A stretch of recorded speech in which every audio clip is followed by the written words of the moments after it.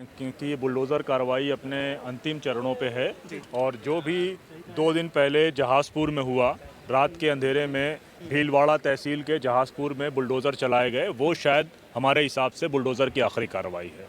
क्योंकि आपने जब अपना इंट्रो शुरू किया तो आपने कहा कि सरकारी वकील जो तुषार मेहता सॉलिसिटर जनरल हैं, वो उन्होंने कहा कि आप संवैधानिक संस्थाओं के हाथ बांध रहे हैं।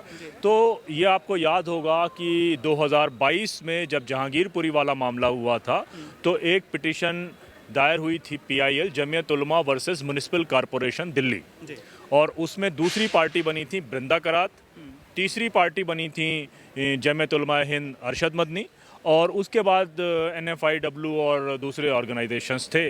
और उस समय यही सरकारी वकील तुषार मेहता ने कोर्ट में ये बात कही थी कि ये सारे लोग दिल्ली के एनजीओ हैं और जिनके मकान तोड़े गए हैं उनके पास न मकान के कोई कागज़ हैं और ना ही वो वैध हैं, वो सब अवैध कब्जे हैं और उनको ये बात मालूम है, इसलिए वो कोर्ट तक नहीं आ रहे हैं। तो हम लोगों ने एपीसीआर की ओर से जब ये मकान का सिलसिला अभी फिर शुरू हुआ, जबकि थमा ही नहीं था, बल्कि ये रिसेंट जो उदयपुर में मकान गिराया गया जिसमें 2 बच्चों की झगड़े के बाद एक मकान को गिरा दिया गया, जबकि वो मकान किराए पे रह रहे थे, बच्चों के फादर मकान पे किराए पे रह रहे थे। तो जिसका मकान गिराया गया था राशिद खान, उनको एपीसीआर ने की तरफ से उन्होंने रिक्वेस्ट करी और एपीसीआर राशिद खान को, दूसरा मध्य प्रदेश के रतलाम डिस्ट्रिक्ट के जावरा में मोहम्मद हुसैन, जिनका मकान में उनके भाई भी रहते थे, उनका बेटा किसी मामले में संलिप्त पाया गया था जिसके तहत मोहम्मद हुसैन का मकान गिरा दिया गया था। तो हम लोगों ने राशिद खान और मोहम्मद हुसैन को पार्टी बनाया और हम सुप्रीम कोर्ट गए। तो इस बार ये पीआईएल जिस पे हमने जमीयत उलमा हिंद की पीआईएल पे मेंशन कराया, जिस पे जस्टिस गवई की बेंच थी और पुराने समय में ये देखा गया इन 2 सालों में कि सबसे अच्छी बेंच यही थी। इस कारण हम लोगों ने इन 2 लोगों के साथ रिट पिटीशन को मेंशन कराया, जिसमें हमारे वकील चंद्रोदय सिंह सीयू सिंह हमारे वकील थे।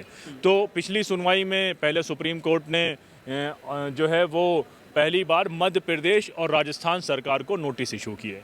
आज उन नोटिस पे बात हुई और पिछली बार सुप्रीम कोर्ट ने सिर्फ ये बात कही थी, लेकिन सुप्रीम कोर्ट के ऑब्जर्वेशन के बाद भी बुलडोज़र चलाए गए थे, जिसके तहत सुप्रीम कोर्ट ने अगली सुनवाई तक एक इंटरिम ऑर्डर जारी किया है और कंप्लीट रोक लगा दी। और सरकारी वकील जो बार बार ये कह रहे थे कि मेन पार्टी नहीं आती, तो हम लोग मध्य प्रदेश जावरा से और उदयपुर से राशिद खान और मोहम्मद हुसैन को मेन पार्टी के तौर पर लेकर आए हैं। तब इस बार सरकारी वकील तुषार मेहता के पास कोई जवाब नहीं बचा, तो उन्होंने कहा कि आप इंस्टीट्यूशन को हाथ बांध दे रहे हैं। तो जज साहब जस्टिस गवई ने ये टिप्पणी करी कि आसमान स्काई विल नॉट फेल, तो आसमान जो है वो नहीं गिर जाएगा, आप इंतज़ार कीजिए। तो हम इस उम्मीद पर हैं कि जब 1 तारीख को अगली सुनवाई होगी तो इस इंटरिम ऑर्डर को परमानेंट ऑर्डर बना दिया जाएगा। और हम बहुत शुक्रगुजार हैं चंद्रोदय सिंह सीयू सिंह एडवोकेट के, जिनको हम लोगों ने एपीसीआर की ओर से राशिद खान और मोहम्मद हुसैन के लिए हायर किया था, और उन्होंने ही अपनी कैपेसिटी पे इस केस को जो डंप पड़ा था 2022 से उसको मेंशन कराया था और आज इस केस में एक निर्णायक मोड़ पर लेकर आए हैं। और मैं आपके नॉलेज के लिए बता दूं, चंद्रोदय सिंह वही वकील हैं जिनको हम लोगों ने यूपी के नेम प्लेट मामले पर भी किया था, और नेम प्लेट मामले में भी पहला इंटरिम ऑर्डर आया था, बाद में वो इंटरिम ऑर्डर परमानेंट ऑर्डर में कन्वर्ट हो गया था। तो हम ये उम्मीद करते हैं कि इंटरिम ऑर्डर आगे आने वाले दिनों में परमानेंट ऑर्डर में कन्वर्ट हो। उसके अलावा हम लोगों ने एक गाइडलाइन आज सबमिट करी है 4 दिन पहले, और उस गाइडलाइन में हमने डिटेल डाली है। अगर आप लोग वो कहेंगे तो हम लोग आने वाले दिनों में वो भी आपसे शेयर कर देंगे कि इन नियमों का पालन करते हुए कोई अगर बुलडोज़र की अवैध कार्रवाई होनी है तो भी इन नियमों का पालन करते हुए वो कार्रवाई की जाए। और उम्मीद ये है कि उस गाइडलाइन को सुप्रीम कोर्ट स्टेट को इंस्ट्रक्शन देगा तो ये जो इलीगल बुलडोज़र चल रहा है वो रुक जाएगा। क्या वो गाइडलाइंस है, कुछ पॉइंट उनमें? देखिए, उसमें बहुत डिटेलिंग करी है कि सामने वाले को टाइम ऐसा होता है कि सैटरडे में वो नोटिस इशू करे जाते हैं और संडे में वो गिरा दिया जाता है। अभी जिस जावरा की मैं बात कर रहा हूँ उसमें ही एक केस में हम लोग हाई कोर्ट से स्टे लेकर आए, स्टे ऑर्डर 12 बजे रिलीज़ हुआ, जब तक वो ईमेल और फैक्स पहुंचता ऑर्डर का 12:15 बजे मकान तोड़ दिया गया। तो उसमें कोई प्रोसेस, जो ड्यू प्रोसेस है वो फॉलो नहीं हो रहा। प्रोसेस ये है कि अगर नोटिस है तो नोटिस का जवाब देने का टाइम दिया जाए, कोर्ट में पहुंचने का टाइम दिया जाए, नोटिस किस बैकग्राउंड पे इशू किया जा रहा है उसको। आज आपने सुना होगा कि मकान के अंदर गाड़ियां खड़ी थी तो कहा गया कि उसकी परमिशन नहीं ली तो गाड़ियां तोड़ दी गई हैं। तो जबकि इलाहाबाद में जो हम लोगों ने देखा कि नोटिस जावेद मोहम्मद को दी गई, मकान परवीन फातिमा का था और सुबह सुबह जावेद मोहम्मद की नोटिस के नाम पे परवीन फातिमा का मकान तोड़ दिया गया। जबकि केस में ये भी नहीं मालूम था इलाहाबाद म्यूनिसिपल कॉरपोरेशन को कि मकान किसके नाम है। तो इतना ब्लंडर पूरा चल रहा था, तो उसको सिस्टमेटिक करने की बात हुई। जबकि उसी इलाहाबाद में जहाँ पर जावेद का मकान तोड़ा गया, वहाँ पर इलाहाबाद प्राधिकरण के खुद के अपने पेपर नहीं थे।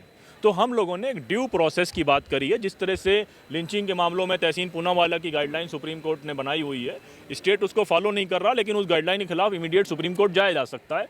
तो सुप्रीम कोर्ट, हम ये एक्सपेक्ट कर रहे हैं कि एक स्ट्रॉन्ग गाइडलाइन जो हम लोगों ने सबमिट करी है वो गाइडलाइन को फॉलो करेगा और आने वाले दिनों में ये अवैध बुलडोज़र को रोका जाएगा, क्योंकि सबसे बड़ा खतरा ये अवैध बुलडोज़र खुद न्यायालय पर है। तुषार मेहता ने एक बात और कहते हुए कहा कि जब इस बात को कहा जा रहा है कि एक धर्म मात्र के खिलाफ कार्रवाई हो रही है, तो मध्य प्रदेश का एक उदाहरण ये है कि 60 दुकानें एक जगह तोड़ी गई जिनमें से 50 हिंदुओं की थी। देखिए, तुषार मेहता बहुत चालाक आदमी है। हम बात कर रहे हैं डेमोलिशन की और प्यूनिटिव डेमोलिशन की, जिसमें किसी को कलेक्टिव पनिशमेंट देने के लिए बुलडोज़र चलाया जाता है। वो प्यूनिटिव डेमोलिशन है। यानी कि खरगोन में 111 लोगों के मकान तोड़ दिए गए और बताया चला कि उनके बच्चों के नाम एफआईआर में शामिल थे। तो एक तो प्यूनिटिव डेमोलिशन है, एक है इंक्रोचमेंट। तो तुषार मेहता जो डाटा सुप्रीम कोर्ट में दे रहे हैं वो इंक्रोचमेंट का है।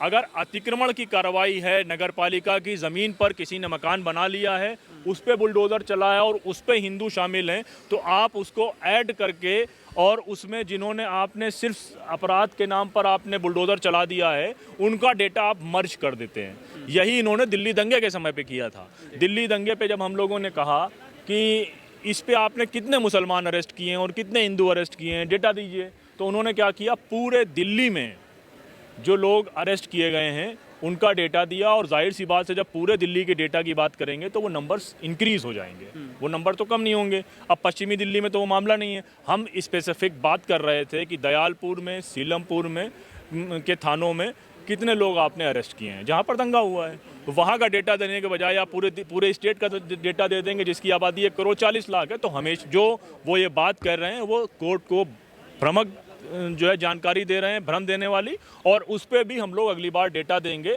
कि हमारा सवाल प्यूनिटिव डेमोलिशन पर है, जिस पे अपराध होते ही एक फर्जी एफआईआर लिखी जाती है और उस एफआईआर को लिखते ही मकान गिराया जाता है। हमारा सवाल अतिक्रमण के नाम पर होने वाली कार्रवाई पर नहीं है, जिस पे वो जिसका डेटा देकर कोर्ट को भ्रम फैलाने वाली पोजीशन क्रिएट कर रहे हैं। क्या कंपनसेशन पर कुछ किया जाएगा? देखिए, कंपनसेशन पर हमारी जो है वो इलाहाबाद में जावेद साहब के मामले को, जिसको एपीसीआर और हम लोग देख रहे हैं, उसमें 3 दिनों के अंदर हियरिंग है, उस पर हम लोग बातचीत करेंगे।